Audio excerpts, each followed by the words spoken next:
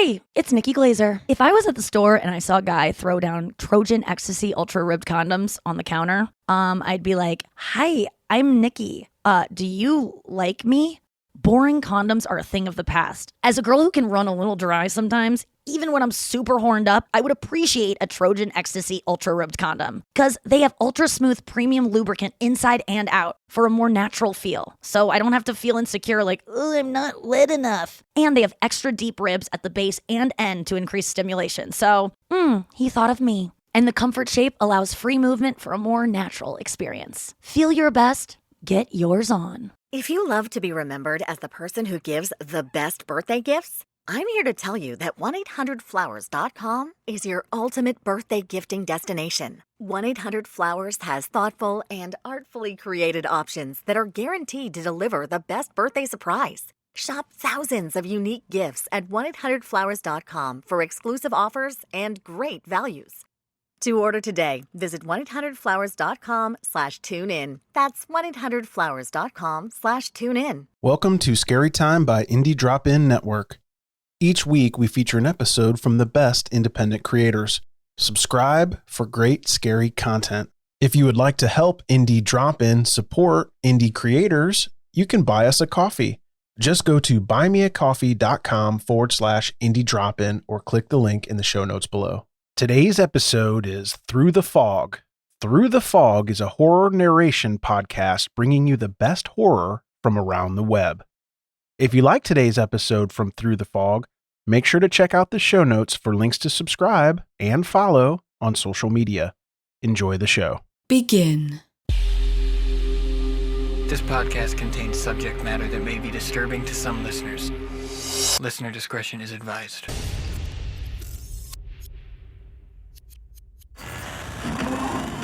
Imprints It's time to open the door in your mind. Sit back and listen to true horror. But be careful what you allow in. Because it's time to go through the fog.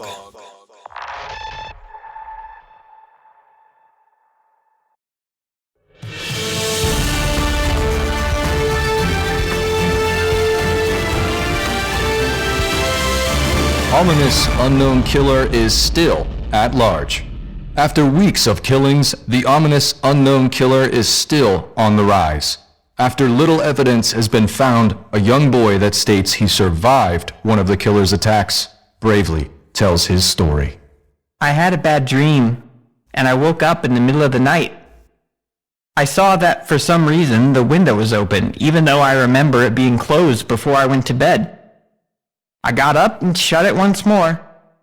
Afterwards, I simply crawled under my covers and tried to go back to sleep. That's when I had a strange feeling. Like someone was watching me? I looked up and nearly jumped out of my bed. There, in the little ray of light illuminated from between my curtains, were a pair of two eyes. They weren't regular eyes, they were dark, ominous eyes. They were bordered in black and just plain out terrified me. That's when I saw his mouth.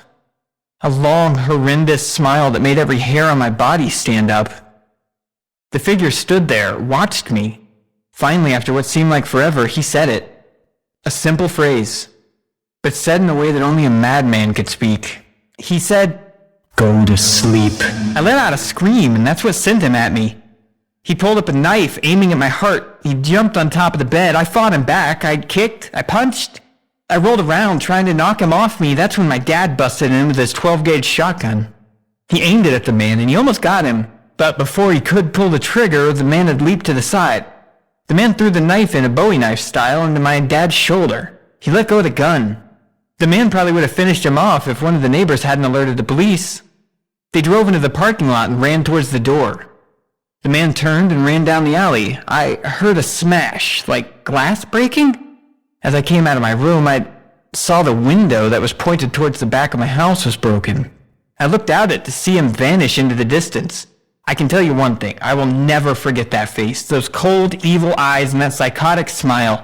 They will never leave my head. Police are still on the lookout for this man. If you see anyone that fits the description in this story, please contact your local police department.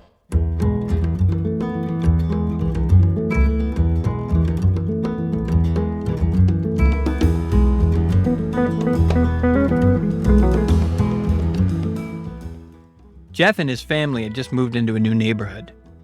His dad had gotten a promotion at work, and they thought it would be best to live in one of those fancy neighborhoods. Jeff and his brother Lou couldn't complain, though. A new, better house, what's not to love? As they were getting unpacked, one of their neighbors came by. Hello, She said, I'm Barbara, and I live across the street. I just thought I would come introduce myself and my son Billy. She turns around and calls her son over. Billy, these are our new neighbors. Billy said hi and ran back to play in his yard. Well, Said Jeff's mom. I'm Margaret, and this is my husband, Peter. And these are our two sons, Jeff and Lou.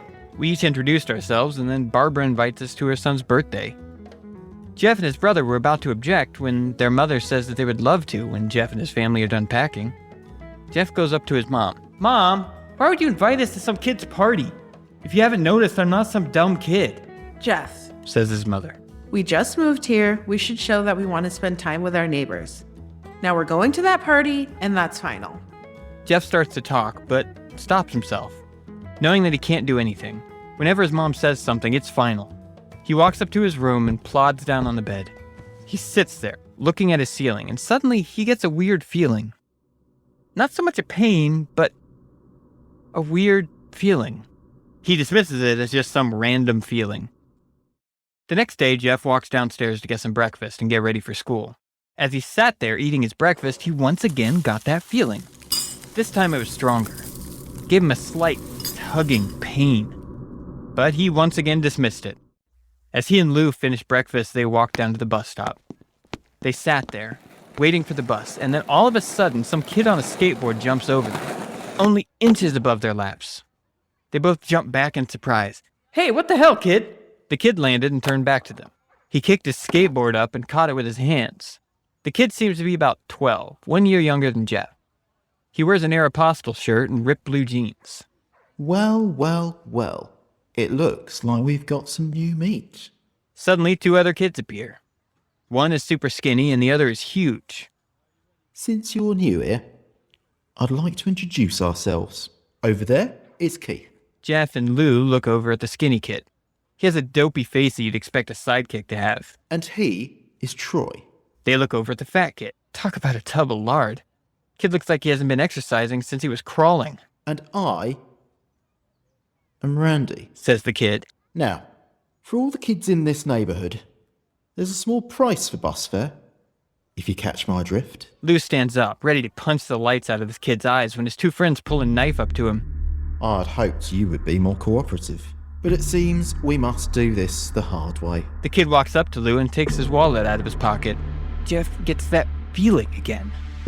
Now it's truly strong, a burning sensation. He stands up, but Lou gestures him to sit down. Jeff ignores it and walks up to the kid. Listen here, you little punk. Give back my bro's wallet or else. Randy puts the wallet in his pocket and pulls a knife. Oh? And what will you do? Just as he finishes the sentence, Jeff pops the kid in the nose. As the kid reaches for his face, Jeff grabs the kid's wrists and breaks it. Randy screams and Jeff grabs the knife from his hand. Troy and Keith rush Jeff, but Jeff's too quick. He throws Randy to the ground. Keith lashes out at him, but Jeff ducks and stabs him in the arm. Keith drops his knife and falls to the ground screaming. Troy rushes him too, but Jeff doesn't even need the knife. He just punches Troy straight in the stomach and he goes down. Oof! As he falls, he pukes all over. Lou can do nothing but look on in amazement at Jeff. Jeff, how'd you? That's all he says. They see the bus coming and they know they'll be blamed for the whole thing, so they start running as fast as they can. As they run, they look back and they see the bus driver rushing over to Randy and them. As Jeff and Lou make it to school, they don't dare tell what happened. All they do is sit and listen.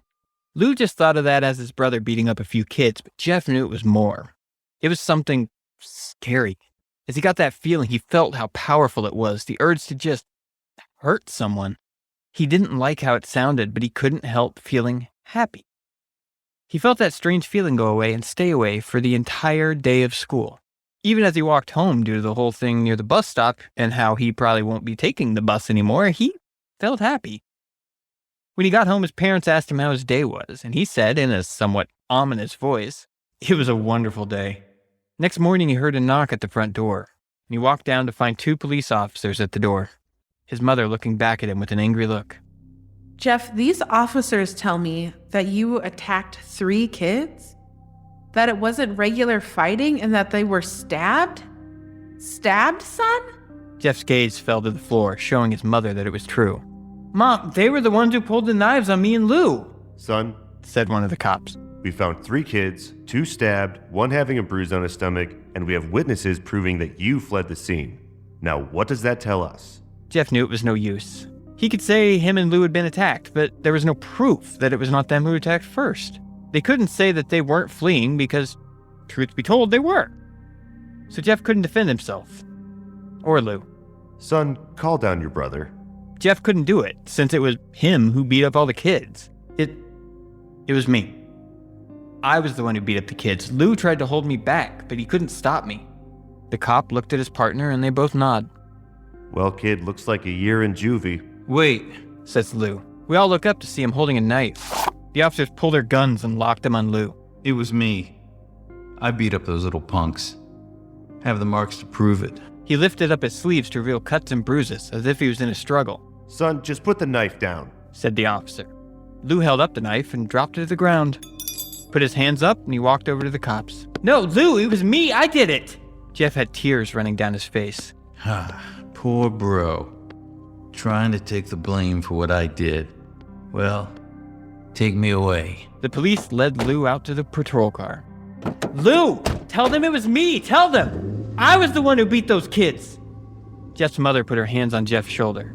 "Jeff, please. You don't have to lie. We know it's Lou. You can stop." Jeff watches helplessly as the cop car speeds off with Lou inside. A few minutes later, Jeff's dad pulls up the driveway, seeing Jeff's face and knowing something's wrong. Son, what is it?" Jeff can't answer. His vocal cords are strained from crying. Instead, Jeff's mother walks his father inside to break the bad news to him as Jeff weeps in the driveway. After an hour or so, Jeff walks back into the house, seeing that his parents were both shocked, sad, and disappointed. He can't look at them. He can't see how they think of Lou when it was his fault. He just goes to sleep, trying to get the whole thing out of his mind. 2 days go by, no word from Lou at JDC. No friends to hang out with, nothing but sadness and guilt. That is until Saturday, when Jeff is woken up by his mother with a happy, sunshiny smile. Now extended through January 14th, join a clean and spacious Planet Fitness for zero enrollment and only $10 a month. With tons of equipment and free fitness training, it's the perfect place for everybody to work out. Even me, mister. I'm so stressed I grind my teeth more than most people grind coffee. Especially you. Give your anxiety-clenched jaw a rest. My molars will be so happy. Start feeling fit-tacular today. Join in club or at planetfitness.com. Zero enrollment, $10 a month, cancel anytime. Deal ends January 14th. See club for details. Cloud is powering tomorrow's transformative missions. Federal agencies are partnering with SAIC to help them meet these critical moments, where bold moves require confident blueprints, where you can accelerate transformation through consistency, where you can innovate forward and never look back. SAIC quickly and securely migrates large-scale workloads to the cloud with the confidence you need to assure your mission. Learn more at saic.com/cloud. Jeff, it's the day, she says as she opens up the curtain and lets light flood into Jeff's room. "What? What's today?" says Jeff as he stirs awake. "Why, it's Billy's party." Jeff is now fully awake. "Mom, you're joking, right? You don't expect me to go to some kid's party after..." There's a long pause. "Jeff, we both know what happened. I think this party could be the thing that brightens up the past days. Now get dressed." Jeff's mother walks out of the room and walks down to get herself ready. Jeff fights himself to get up. He picks out a random shirt and pair of jeans and walks downstairs. He sees his mother and father all dressed up. His mother's in a dress and his father's in a suit. He thinks, why would they ever wear such fancy clothes to a kid's party? "Son, is that what you're gonna wear?" says Jeff's mom. "Better than wearing too much," he says. His mother pushes down the feeling to yell at him and hides it with a smile. "Now, Jeff, we may be overdressed, but this is how you go if you want to make an impression," says his father. Jeff grunts and goes back up to his room. I don't have any fancy clothes, he yells downstairs. Just pick out something, says his mother. He looks around in his closet for what he would call fancy. Finds a pair of black dress pants he adds for special occasions and an undershirt. He can't find a shirt to go with it, though. He looks around and finds only striped and patterned shirts, none of which go with the dress pants. Finally, he finds a white hoodie, just laying on a chair, and he puts it on. He walks down the stairs and finds his parents are all ready. You're wearing that? They both say. His mother looks at her watch. Oh, no time to change. Let's go. She says as she herds Jeff and his father out the door. They cross the street over to Barbara and Billy's house. They knock on the door, and at it appears Barbara. Just like Jeff's parents, way overdressed. As they walk inside, all they can see is adults. No kids. The kids are out in the yard playing. Jeff, how about you go and meet them? Says Barbara. Jeff walks outside to a yard full of kids. They're running around in weird cowboy costumes and shooting each other with plastic guns. He might as well be standing in a Toys R Us. Suddenly, a kid comes up to him and hands him a toy gun and hat. Hey, mister, wanna play? He says. No, kid, I'm way too old for this stuff. The kid looks at him with that weird puppy dog face. Please, says the kid. Fine, says Jeff. He puts on the hat and starts to pretend to shoot the kids. At first, he thinks it's totally ridiculous, but then he starts to actually have fun. It may not be super cool, but it's the first time he's done something that takes his mind off Lou. So he plays with the kids for a while until he hears a noise. It's a weird rolling noise. Then it hits him. Just as it does, Randy, Troy, and Keith all jump over the fence with their skateboards. Jeff drops the fake gun and rips off his hat.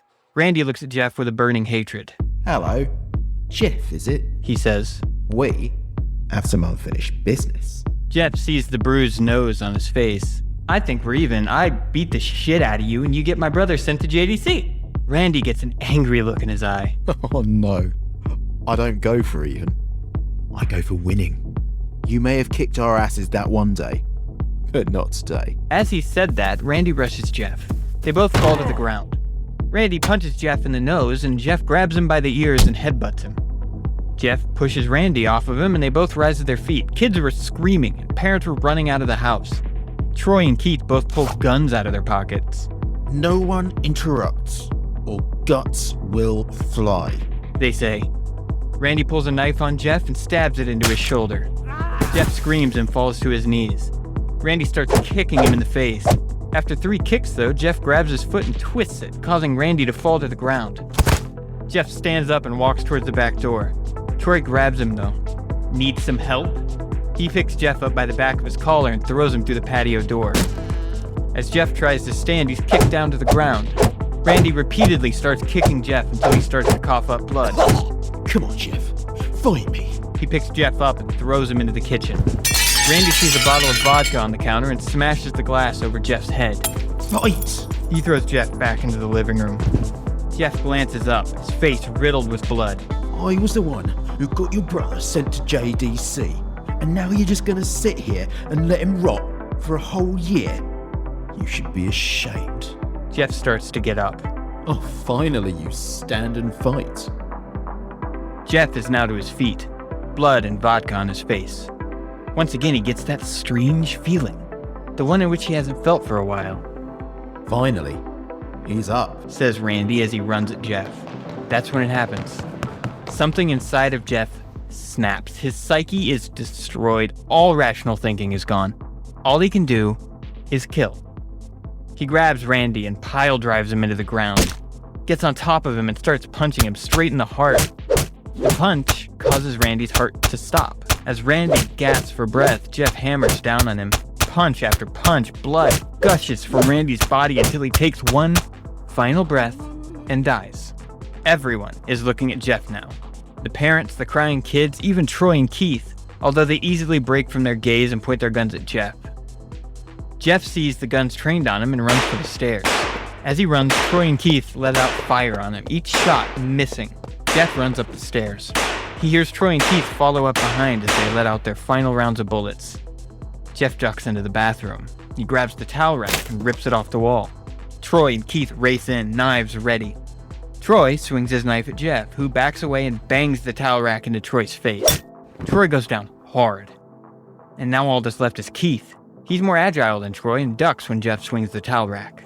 He dropped the knife and grabs Jeff by the neck. He pushes him into the wall. On the top shelf, a thing of bleach fell down on top of him. It burned both of them, and they started to scream. Jeff wiped his eyes as best he could. He pulled back the towel rack and swung it straight into Keith's head. As he lay there, bleeding to death, he let out an ominous smile. "What's so funny?" asked Jeff. Keith pulled out a lighter and switched it on. "What's funny," he said, "is that you're covered in bleach and alcohol." Jeff's eyes widened as Keith threw the lighter at him. As soon as the flames made contact with him, the flames ignited the alcohol and the vodka. While the alcohol burned him, the bleach bleached his skin. Jeff let out a terrible screech as he caught on fire. He tried to roll out of the fire, but it was no use. The alcohol made him a walking inferno. He ran down the hall and fell down the stairs. Everyone started screaming as they saw Jeff, now a man on fire, drop to the ground, nearly dead. The last thing Jeff saw was his mother and the other parents trying to extinguish the flames. That's when he passed out. When Jeff woke, he had a cast wrapped around his face. He couldn't see anything, but he felt the cast on his shoulder and stitches all over his body. He tried to stand up, but he realized that there were some tubes in his arm. When he tried to get up, it fell out, and a nurse rushed in. "I don't think you can get out of bed just yet," she said as she put him back in his bed and reinserted the tube. Jeff sat there with no vision, no idea of what his surroundings were. Finally, after hours, he heard his mother. "Honey, are you okay?" she asked. Jeff couldn't answer, though. His face was covered, and he was unable to speak. "Oh, honey, I have great news. After all the witnesses told the police that Randy attacked you, he confessed. They decided to let Lou go." This made Jeff almost bolt up, stopping halfway, remembering the tube coming out of his arm. "He'll be out by tomorrow, and then you two will be able to be together again." Jeff's mother hugs Jeff and says her goodbyes. The next couple of weeks were those where Jeff was visited by his family. Then came the day where his bandages were to be removed. His family were all there to see what he would look like. As the doctors unwrapped the bandages from Jeff's face, everyone was on the edge of their seats. They waited until the last bandage holding the cover over his face was almost removed. "Let's hope for the best," said the doctor. He quickly pulls the cloth, letting the rest fall from Jeff's face. Jeff's mother screamed at the sight of his face. Lou and Jeff's dad stare awestruck at his face. What happened to my face?" Jeff said. He rushed out of bed and ran to the bathroom. He looked in the mirror and saw the cause of the distress. His face. It's horrible. His lips were burnt to a deep shade of red. His face was turned into a pale white color and his hair singed from brown to black. He slowly put his hand to his face. It had a sort of leathery feel to it now. He looked back at his family and then back at the mirror. "Jeff," said Lou. "it's not that bad." "Not that bad," said Jeff. "It's perfect." His family were equally surprised. Jeff started laughing uncontrollably. His parents noticed that his left eye and hand were twitching. Jeff, are you okay?" "Okay? I've never felt more happy. Look at me. This face goes perfectly with me." He couldn't stop laughing. He stroked his face, feeling it, looking at it in the mirror. What caused this? Well, you may recall that when Jeff was fighting Randy, something in his mind, his sanity, snapped. Now he was left as a crazy killing machine. But his parents didn't know. "Doctor," said Jeff's mom, "is my son all right, in the head?" "Oh, yes. This behavior is typical for patients that have taken very large amounts of painkillers. If his behavior doesn't change in a few weeks, bring him back here and we'll give him a psychological test." "Oh, thank you, doctor." Jeff's mother went over to Jeff. "Jeff, sweetie, it's time to go." Jeff looked away from the mirror. His face still formed into a crazy smile. "Okay, mommy." Ha ha ha! Jeff's mother grabbed him by his shoulder and took him to get his clothes. "That's what he came in," said the lady at the desk. Jeff's mother looked down to see the black dress pants and white hoodie her son wore. Now they were clean of blood and stitched together. Jeff's mother led him to his room and made him put his clothes on. Then they left, not knowing that this was their final day of life. Later that night, Jeff's mother woke to a sound coming from the bathroom. It sounded as if someone was crying. She slowly walked over to see what it was. When she looked into the bathroom, she saw a horrendous sight.